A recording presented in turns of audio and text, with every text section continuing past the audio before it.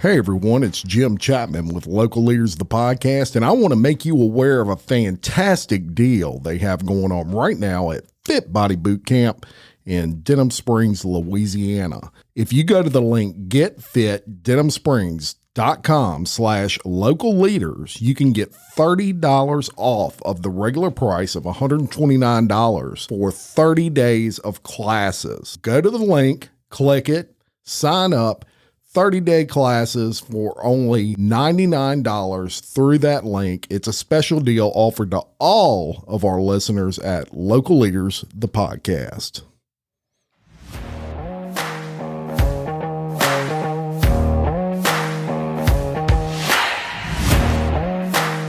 Hey everyone, and I want to say welcome to Local Leaders of the podcast, but today we actually are doing our Listen Up Livingston show. It is a new show that we have started just kind of to promote events that are going on in Livingston Parish, as well as some nonprofits and all those sorts of things that we like to do to give back to our community. So today we have Mr. Rick Foster. He is the city building official and the floodplain manager with the city of Denham Springs. And if you don't think that's fun, you need to get a life, right, Rick? Yeah. Every day's a new day. I bet that's adventure. Yeah, absolutely. So he spends his days and probably nights taking care of the city from a building perspective and making sure that everything is in line and up to code with all of that. And he also does a lot with the floodplain stuff around here in the city of Denham Springs. So we want to welcome you first to Listen Up Livingston. And today we're going to talk specifically about FEMA Risk Rating 2.0. You know, even the name sounds scary, right? Right. And in theory, it's actually Risk Rating 2.0 Equity in Action. Oh, wow. That's the entire title. They're really trying to freak you out, aren't they? Yeah. So a lot of people, and I would probably say the vast majority, they've heard of it by now, but they have no idea what it is relative to what our flood insurance is and how it's going to affect. So we're going to primarily talk about that today. And I guess my first question would be, what is FEMA Risk Rating 2.0 and why did we change from FEMA 1.0, I guess you could say? Right. Okay. So, and we'll go in and just as in governmental affairs, it's going to be all acronyms. So NFIP is the National Flood Insurance Program. Yes. CRS is the Community Rating System. So those two, we will talk a lot about those today. Excellent. The NFIP National Flood Insurance Program, as brief as I can make it, is a program that helps to subsidize flood insurance premiums. It was started back in the 70s. It's a national program because you had private insurers that were pulling out of high-risk areas. So Louisiana, go figure, we have a whole lot of flooding here. And certainly there are other areas of the country. It was difficult for people, for communities to stay in place and for those tax bases to remain viable. So yes. And flood insurance was just unbelievably expensive. So they came up with, all right, well, if you do A, B, and C, we will help to subsidize we'll help provide affordable flood insurance. And A, B, and C, those are different minimum standards that you have to adopt as a community to participate in NFIP. Gotcha. Ours happens to be found in Chapter 50, which is floods. It's when every time you adopt a new map, they have to make sure that those minimum standards are in place. And so it's important to note that NFIP does not have to say come to a community and offer. I mean, you've got to hold a certain standard, is what you're saying. That's correct. Wow. It is voluntary, right? The thing about voluntary is if you are not a participating community, you will find that unless you have some kind of standards that an insurance company is going to find qualified, then they're not going to write policies in there anyway. Yeah. If you're a participating community, you're participating in NFIP, you will find that also private insurers will come in and will write policies. But without being a participating community, if you don't participate, they're very likely not going to come in. I got you. Very interesting. And I can see, there's a risk to these insurance companies, right? Yeah, and let's face it, they want to make money. And if they go into Hurricane Alley or something like that, they want to make sure that every step is taken to mitigate the chance of a flood or if a hurricane passed through, those buildings are not just going to blow away. Yeah. Maybe they're strengthened or whatever. So that makes 100% sense to me. Now, they changed it. You mentioned it in the 70s. This started, and it was a great program. And fast forward to today, and they have changed it. And massively changed it drastically. So the way that insurance premiums were done, there was a manual that would come out and it would be updated every so many years, with different things, sometimes just annually. But it referenced the firm or the D firm. A firm is a flood insurance rate map. Gotcha. Flood insurance rate map shows where your hazard areas are, your special flood hazard areas, SFHAs. It shows where floodways are, and then it shows areas that are coastal problems, V zones. Then you have areas that are X. The city has very little X and has a whole lot of AE. And yes. AE is a numbered flood zone. So on that map, it'll have squiggly lines, and on those squiggly lines will be a number. We typically start off, I believe, at 30, 37 on the southern end of the city and go up to as high as 50, 49, 50, 52 at the northern end of the city. So when people ask, well, what is the base flood elevation? What is the BFE for the city? Depends on where you are located in the city. Sure. And that's how maps or, I beg your pardon, that's how the premiums are based. That's where they would start in the past, was at that D firm. You locate on there, then you establish where your base flood elevation. So if you sit between elevations 47 and 48, depending on where you're at, let's say you're smack in the middle. So your BFE, your base flood elevation, would be 47.5 feet. Gotcha. Then you would have an elevation certificate. Or you may be, it was a pre-firm, which meant the structure was constructed before the flood insurance rate maps came out. So you were more or less grandfathered in, or you were built somewhere in between before the newest map. Yeah. You're grandfathered in because you were compliant at one point in time. Yes. And that's important to make sure that we remember about pre-firms and about grandfathering. We'll go over those guys a little bit later on. Mm-hmm. If you're in an X zone, right? So you're supposed to be safe. You're by federal mandate, you're not required to have flood insurance. Now, the lender may require it, but typically you're not going to, Freddie Mac, Fannie Mae, you're not going to have flood insurance in those locations. So if you choose to get it, which we encourage folks to get them, get that policy. Especially now. Because it was what was called a preferred PRP, I beg your pardon, preferred risk policy. So, and this is another one we'll talk about a little bit too. So a PRP in an X zone was historically way cheaper. It was, roughly $300. Yeah. So it was one of those things, you just kind of socked away for well-being. Sure. And most people, very few got it on contents, but some did too. But I mean, still you're looking at about $300 a year scattered out. It's typically affordable in a non-flood hazard area. So now we fast forward to today. We had a two-dimensional, right? We had a sheet of paper that told us roughly what our flood insurance policy was going to be. Now we have Risk Rating 2.0, which is more of a three-dimensional. It takes into consideration not only your location, where you're at, but it's more of a location in relation to a hazard. Yeah.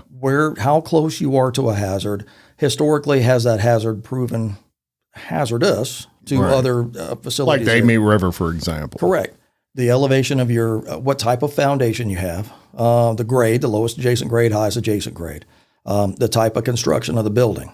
If it's a two-story structure, all of these things come into play. When they plug them all in, they'll also take into consideration an elevation certificate. Mm-hmm. But if you don't have it, they have default numbers that they'll plug in, and they kind of will go in. But generally speaking, the more information you know, the better off you're going to be on your Risk Rating 2.0. Yeah, and they have had problems in the past with maybe the base flood elevation that they say you have and what's on your certificate are different, and you have to, straighten out all that mess. But and I'll just sidebar from this because you brought it up.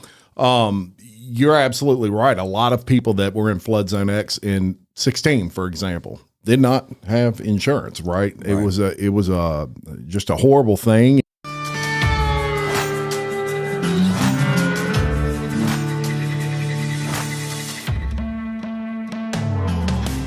BJ Pawn and Gun in Denham Springs wants to buy your unwanted gold jewelry, gold coins, and gold bullion. With 30 years of experience operating in the Livingston Parish area, BJ Pawn wants to be your source when selling your gold. So stop by BJ Pawn today for a no-obligation offer. BJ Pawn, a proud sponsor of Local Leaders, the podcast.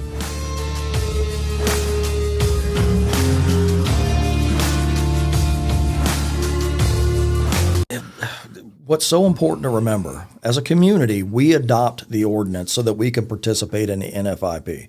It's obviously much better for our citizens that we do that.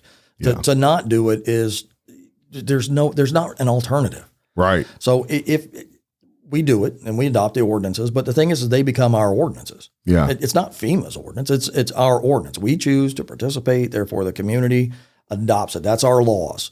So when FEMA comes in and says, well, you need to do A, B, and C of your own ordinance, it's not FEMA making us do it. It's us having to enforce our own ordinance. Yes, exactly. That's the way it is across statewide. Yeah, anybody participating. That's right. And you know, some good news is that, and one thing I learned in researching this is that FEMA 2.0 does have a cap. The bad news is it's kind of a high cap. It's capped at 18%, I believe, which is you know, a lot. I mean, dang near 20%, and that's just annually. So it could technically go up 18% every year, which then you have to be concerned with. You know, my price is my flood insurance pricing me out of my home. If you have an existing home, I mean, at some point, maybe it becomes unaffordable just because of the flood insurance. One thing I would love to see happen is flood insurance to have a monthly option. Yeah. I think the problem with a lot of people is, you know, it's only $20 a month, maybe that it goes up, but when you have to pay it all at once, I mean, it's $400 or $250. Yeah. It can be included in escrow, but it's still the initial. That's right. That's right. And if your home's paid off and you're elderly, then you're popping no escrow. You're popping that right there every year. So let's talk about the increases. Okay. And, you know, it's hard to say what people can expect because one thing that was pitched with FEMA Risk Rating 2.0 was the fact that it was going to be more individualized to a particular property rather than like we just talked AE and X flood zones.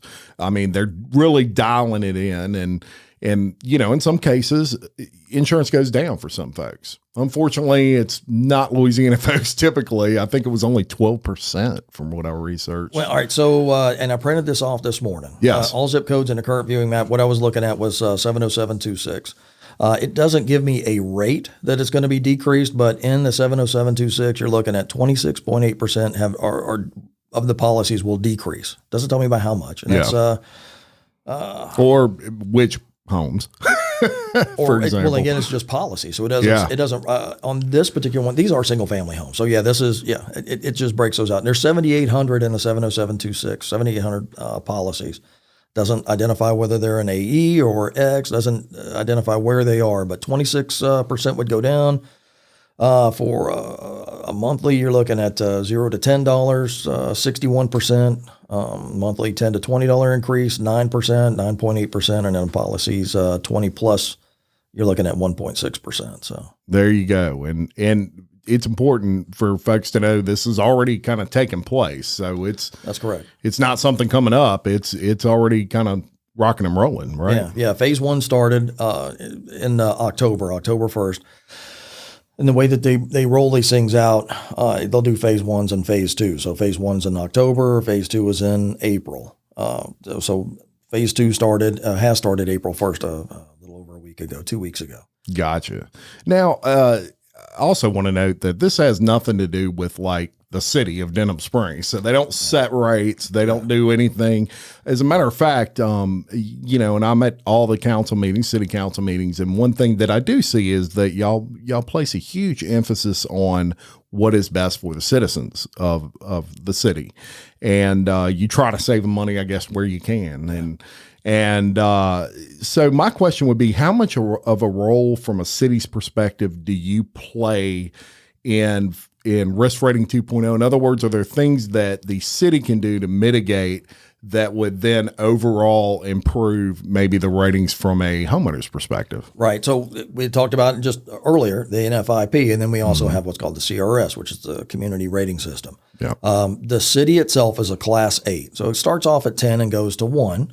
10, you would not. That's kind of the introduction. You get in, you get your feet wet. You're slowly wading into the pool of crazy governmental regulation, right? Yeah. So you get in as a 9, then your citizens, your participating citizens, people that are paying, used to be pre-risk rating 2.0.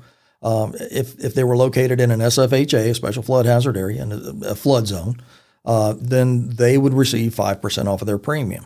With Risk 2.0, every policyholder within the community receives 5%. Gotcha. We're a Class 8, so our citizens receive 10%. And now it's with Risk Rating 2.0, all of our citizens within the city limits. Outside of the city limits, it's a parish deal. It's a parish deal. Yeah. So that's a discussion to have with those folks out there. But within the city, we're a Class 8, and the goal is to get to be Class 7.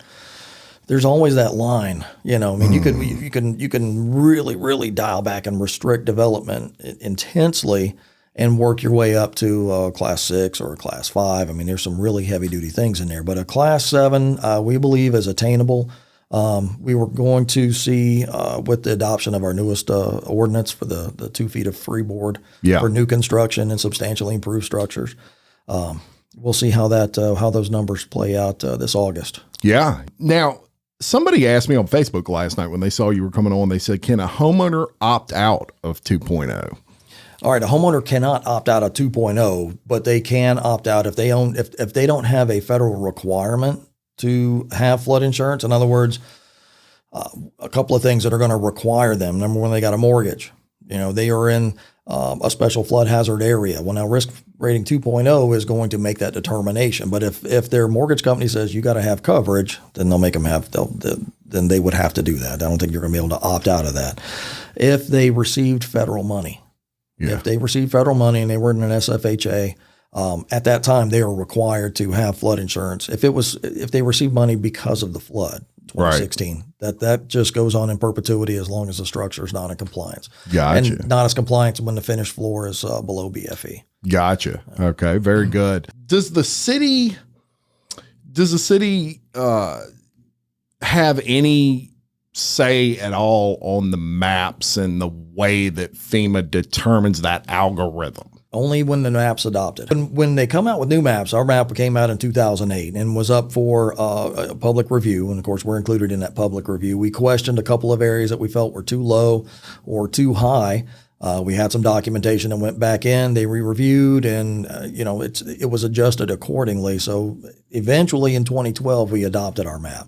Gotcha. Now the elevations are still the same. They're the same after the flood. They're the same now. We haven't changed maps. The map elevations have not changed. Yeah. So it's all still, there's a lot of common misconceptions. Well, they raised base flood elevation. No, it's not in the city. Yeah. Some folks have finally adopted maps or new maps.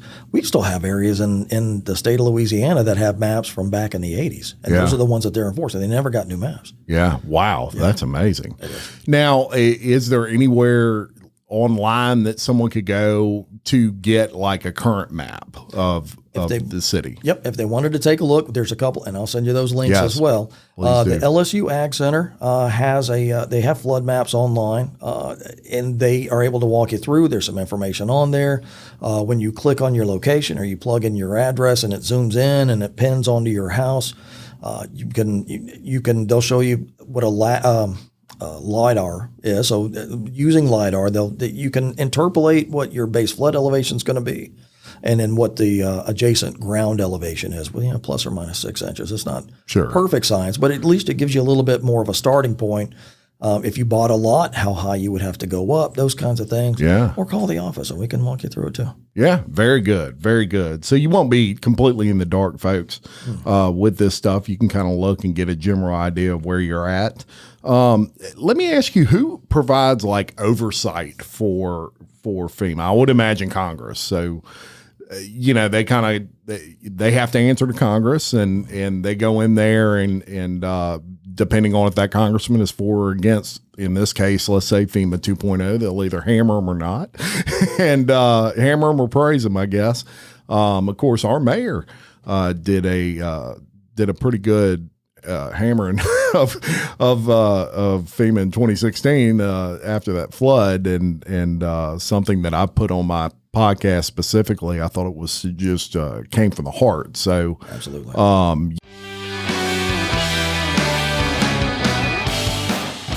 Sandra Richard has been in the business of selling homes for over 20 years. This award-winning realtor brings the perfect blend of professionalism, integrity, and client satisfaction to every buying and selling transaction. A passion for both her clients and her community makes Sandra the perfect choice when buying or selling your home. So if you're in need, call the Cajun Lady, Sandra Richard, at 225-955-5484, or visit her on the web at sandrasellshouses.com. Sandra Richard, a proud sponsor of Local Leaders, the podcast.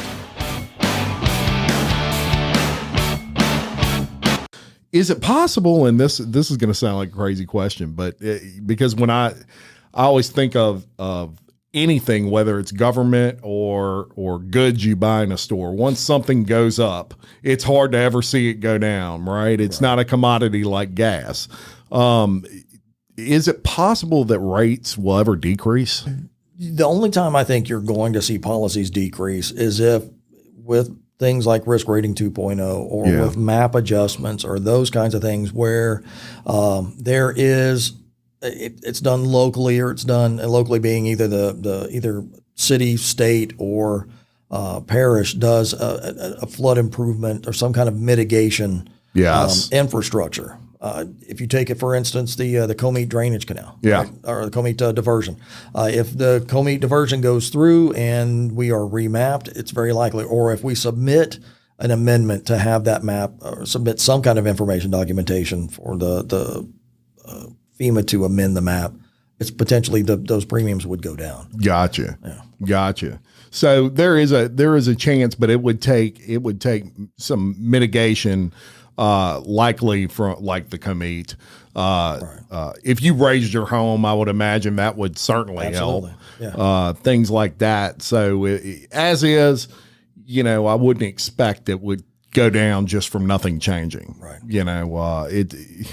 And a lot of people think in the back of their mind, well, the longer you go without flooding, maybe the more it would go down. We wish. It doesn't work like that. No. And, one thing is you look at these disasters that occur nationally. Texas is no different than us. They get their share of hurricanes. Florida, same way. Yeah. And it just seems like every year you have larger ones that cause more damage, and you wonder how a organization like FEMA can just keep affording to put out all this money. And that's you had programs like Bigger Waters back in 2012, FEMA, which was the amendment to Bigger Waters so that it wasn't such a community killer, because that's ultimately what Bigger Waters was. Yes. It absolutely made policies almost immediately jump to actuarial rates. Oh, wow. And of course, actuarial is where if you've got older homes, which we have now, and we had talked about pre-firm structures built before the maps were adopted, or grandfathered structures that are in between the first map and the second map. They were compliant before, but they're no longer compliant now because those rates changed. An actuarial rate would now look at it as if you constructed your house purposefully, a foot or 2 feet, or in the case of my old house, 4 feet below base flood elevation. Yeah. And they're going to charge insurance rates according to that. Yeah. So in an attempt, I believe, this is my thought on the process, is that they brought out Risk Rating 2.0 for a better way to view those non-compliant structures. Yeah. Risk Rating 2.0 got rid of pre-firm structures. It got rid of grandfathered structures, and it got rid of PRP. There is no longer a preferred rate premium or preferred PPR, preferred rate premium or risk premium. Risk premium. Yeah, thanks. They got rid of that. So even if you are in an X zone, your insurance may go up. Right. In relation to your proximity to a hazard. Yeah. And some people have seen that. I've had people that, they're premiums or their renewal runs in April, and they've told me, they're like, man, I live in X and mine went up, $80 or something like that. Well, again, because they got rid of the PRP rating. Yeah. So, I wish there was better news there. Unfortunately, for a lot of people, it's going to go up. There's some people, they'll see a decrease, and we all love decreases, but I wouldn't expect it. I wouldn't expect something like that to happen. Now, if somebody, let's say they have any kind of issue with the way that algorithm is judging their property, what do they do in that case? Like, if they're, man, this is ridiculous. My house should not be. All they can do, if they don't already have one, is get an elevation certificate done and submit that to their insurance agent. Yeah. Talk to their insurance agent. Find out exactly from them, what number do you not have? What information do you not have that you're relying solely on default? Yeah. Because if you don't have it, if they don't plug that in manually, then the default figure will come up, and it's not always in the homeowner or the policyholder's benefit. Right. Very good. Yeah. And look, those things can be inaccurate. Yeah. And we've all seen it, especially after 2016, when elevation certificates were important, and some people didn't have them, and so they're going off of a general almost like just a general assumption of what your elevation is, and a very educated guess, but it could be wrong. Yeah. And so definitely protect yourself. And if you're suspicious that there's no way this is right, you can always get and who would you get that from, an elevation certificate? Just any? They're a surveyor, licensed survey. Yep. We got a bunch of different people here within the city limits or immediately outside of the city limits that are able to do those. But it's surveyors, licensed surveyors are able to do those, and they'll stamp it up. And very good. Now, for new residential homes, and let's say someone is they're building a house, or they've got property, they're looking to build a house. Obviously, there's new regulations that a house built in the 70s, for example, did not have. Right. Especially based on elevation. I would imagine they're not going to get hit quite as hard as far as their flood insurance rates as someone that is sitting at that low elevation. In other words, what is the standard right now? Is it 1 foot above or 2 foot above BFE? It depends on where you're located within the state. Gotcha. And not everybody. Let's see, I'm trying to figure if I remember right. In the CRS, I think there's about 370 communities that participate in the CRS. Of those 370, I believe you have a little less than 50 that actually have freeboard.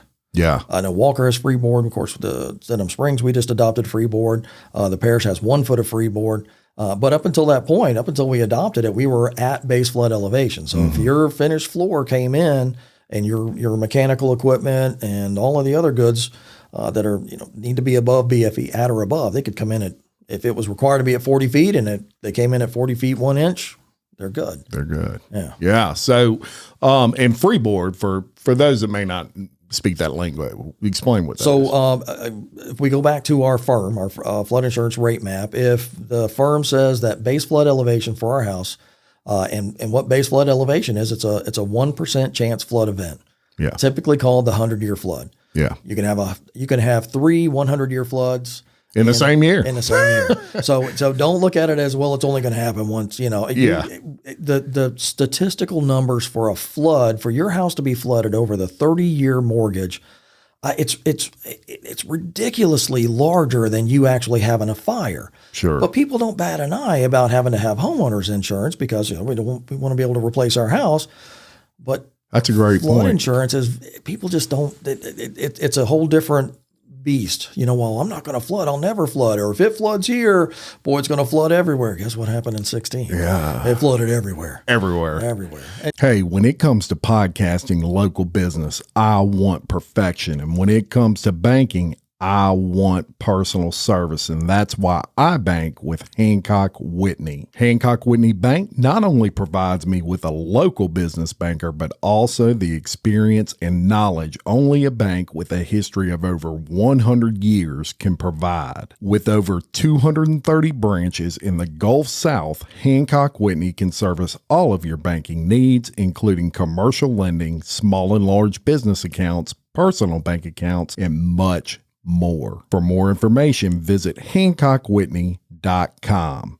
Hancock Whitney Bank, your dream, their mission. You brought up a great analogy, and that is that people, they don't bat an eye to that homeowner's insurance, and the statistical likelihood you're going to have a fire is way less than a flood, unfortunately. Yeah. But just the truth of it, and especially when you live by a major waterway in the city of Denham Springs, I don't care where you're positioned, you're close enough to the Amite River to flood. And we all know that. These people at the city, they, from someone that goes to these council meetings, they're fighting for you. And they don't want you to have to pay any more than you have to, I would imagine. That's I mean, Rick doesn't get a bonus if you, no bonus if you pay more than you paid yesterday for your flood insurance. As a matter of fact, he it's a lot of griping, I would imagine, and yelling. And so he wants you to pay as little as possible. I can promise you that. And what Rick, I just want to cover your,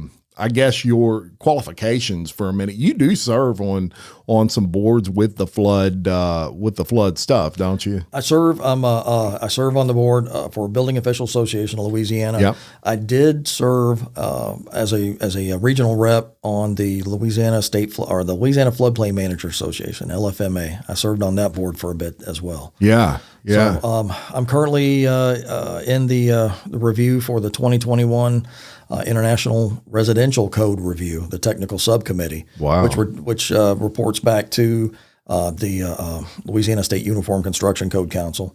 Yeah. Those things, we had hearings 2 weeks ago on statewide free board. Yeah. And I testified. I went in with a qualifying, just so you know, our community just adopted a 2-foot freeboard ordinance for new construction and substantial improvement. I said, that being said, not every community is ready for that. It's not made for it's just not. And I'm not for a statewide 1-foot freeboard. Yeah. My take is if it's good for everybody, then it needs to be included in the NFIP, and the NFIP needs to be adjusted as such. Sure. I agree with that. And so he, in the short order, he knows his stuff. And just out of curiosity, and this is more of a local leaders type question, but how did you get into what you do? I mean, what you do, look, number one, you got to be smart. You have to be someone that's really into code and all of those sorts. How did you get into that? Well, I geek out on code. I do. Yeah. It's as odd as that is.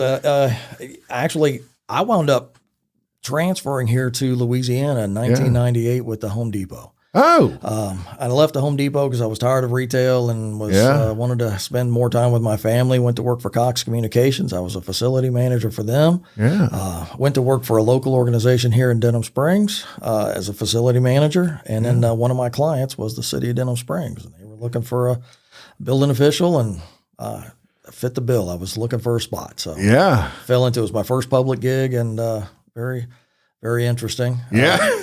Got in and realized that I didn't know a whole lot about floodplain management. And so I started attending classes, got my certified floodplain management accreditation, and then got my certified building official accreditation, a few other inspector things that go along with that, certified building inspector, certified residential inspector. Wow. And just really found it, as weird as it is, I found it interesting. Yeah. And, you found yourself in a position where I would think you were made for what you do. And that's a beautiful place to find yourself in life is when you feel, you wake up every day and you're like, this is what I'm supposed to do and where I'm supposed to be. And, but what's really interesting to me is you were in this job when 2016 hit. Yep. And that was for you, I mean, right up your wheelhouse. And everybody's probably looking at Rick at that point saying, what do we do? And you're probably like, I've never been here either. Fortunately, we had a class. David Hegel, who was with FEMA Region 6, had just given us a class that spring. It was March or April. I want to say it was over in Scott. Louisiana. And we went over and it was on substantial improvement or substantial damage and how how to make. So I was familiar with it and I was using their software that FEMA puts out. It's SDE, Substantial Damage Estimator. Yeah. You go in, you plug numbers. It's all based on percentage of perceived damages, what you go in. And it helps that I'm a building official. I can go in with a different eye than someone who, is unfamiliar with construction. Yeah. Go in and it's an opinion. Sure. I'm going in and I'm calculating it out. So there is room for an appeal. Yeah. So we knew that we were going to have to, before we could start writing permits, we knew, we don't have time for all of it today. I promise you. This is. Yeah. It's very interesting. But we knew that to write permits in areas, first off, we needed to know where my worst damage was. So LFMA has what's called a DRT, Disaster Recovery Team. Yeah. It's volunteers. It's made up of other floodplain managers and associated industry people. So we had some folks from Orleans Shoring, Kim Davis. She had come up and she was with the DRT.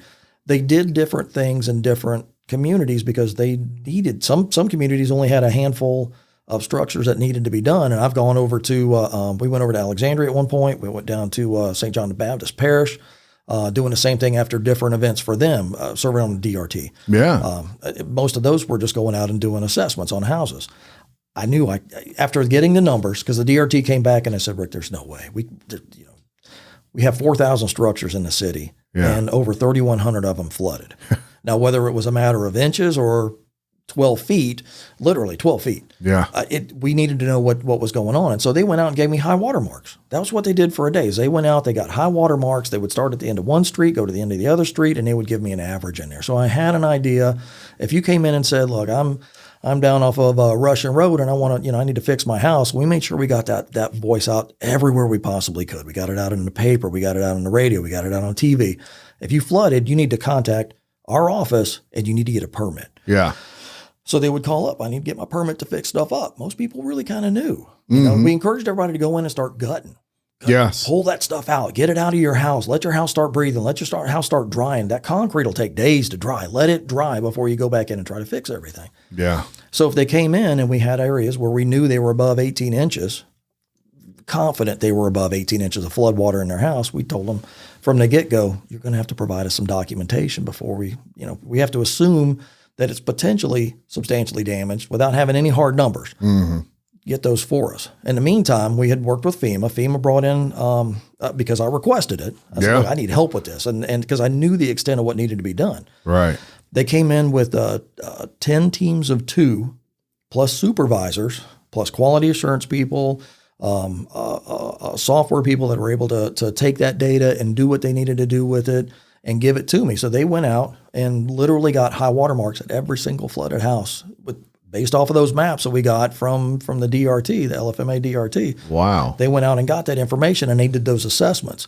It took about 6 weeks, 2 weeks to make sure they get them hired and trained, and then another 4 weeks to go get all of that data. It was a ton of data, but as it was coming in, we were able to plug that into the substantial damage estimator, into that software, and it started spitting out based on the assessments who was substantially damaged and who wasn't. So if it came in under 50%, and we were pretty confident, at 45 and above, we looked at them just to make sure that we had to do double checks on some of that stuff. But at 45 and down, hey, let's start writing permits. And so we really started screaming through and writing permits. And then as we got all of that information in, then it got to, well, how do I appeal? Because I'm telling you, I didn't get that much water. Bring me in a proof of loss from your insurance company. Bring me in this. And so we had a list of information that we needed for appeals. Yeah. And we issued a boatload of appeals and were able to get folks done.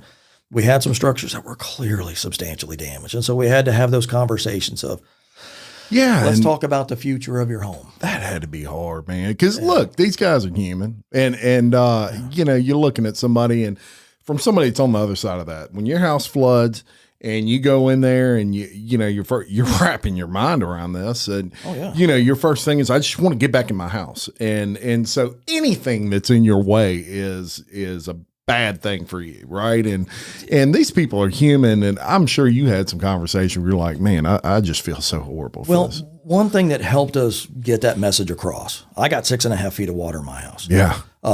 Melanie, who was with our office, she got over 4 feet in her house. Yeah. The other 2 folks in our office, they had family that flooded, and so their family was living with them. Everybody was touched by 16.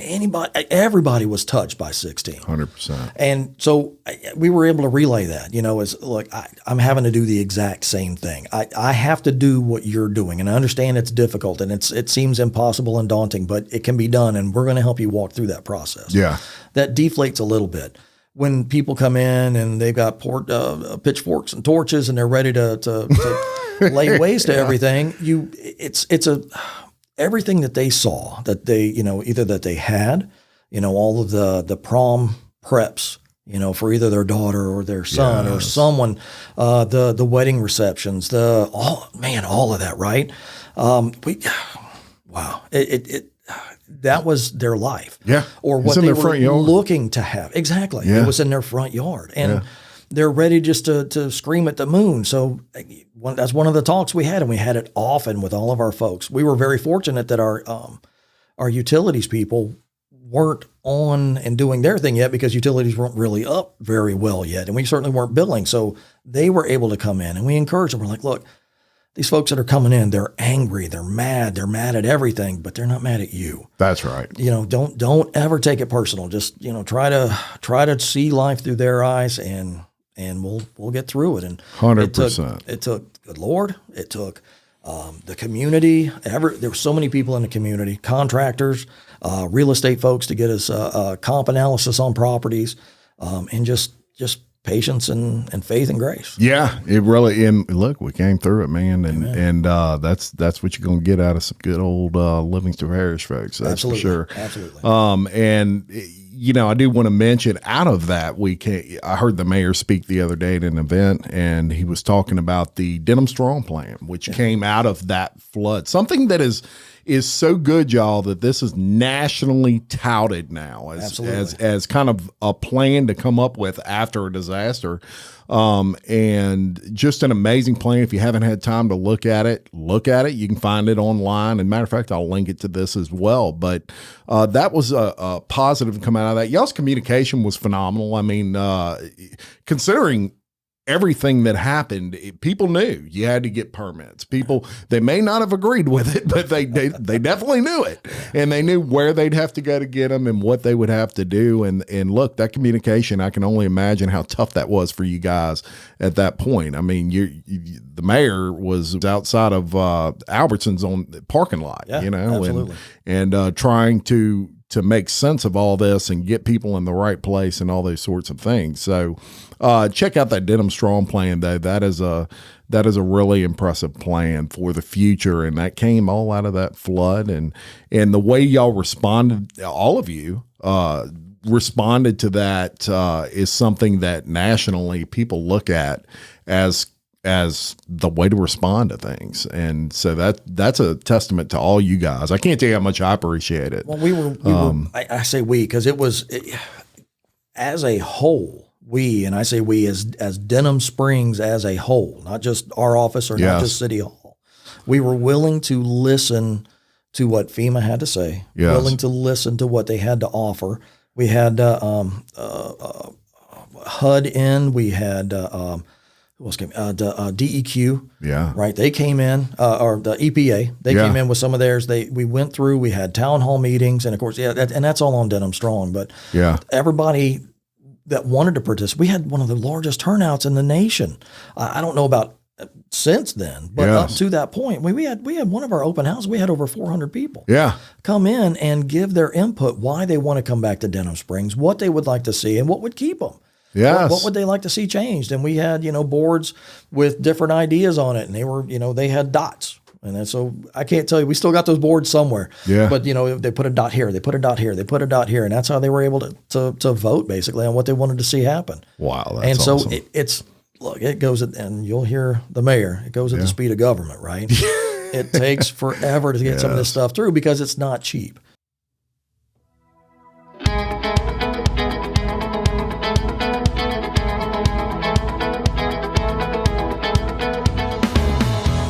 William Waldrop of TWFG Insurance cares. He cares about his customers, their families, and the Livingston Parish community. Call William Waldrop today for all your insurance needs at 225-667-2040. TWFG Insurance and William Waldrop. Their policy is caring. And they're a proud sponsor of Local Leaders, the podcast.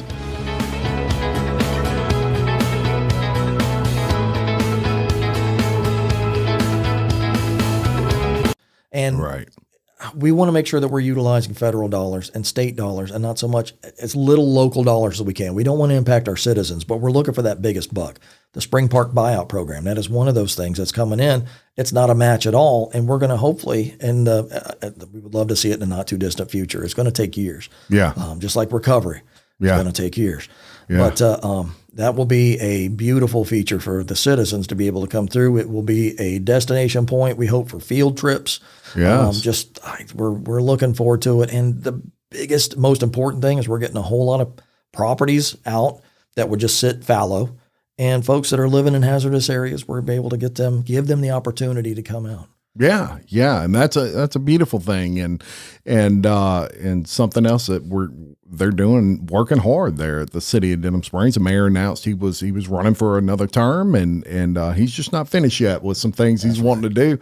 And I was sure happy to hear that. So some exciting things in the future for the city of Denham Springs.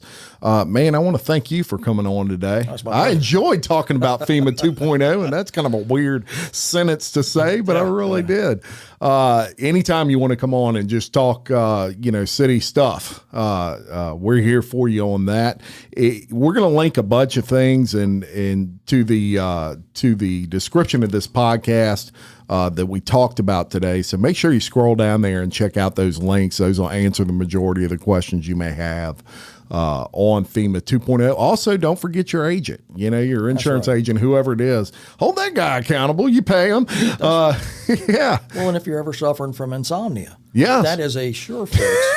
Is going in there and taking a look for most folks. That's right. Unless you're Rick Foster, then you're all in all night.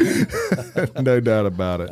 I appreciate you coming on, man, and I appreciate all the listeners of Local Leaders, a podcast, for supporting everything we do here. Please share anything you find interesting on your social media. It really helps us out. And until next time, I'm Jim Chapman, reminding you, love your community, support local business, and keep leading. Thank you very much.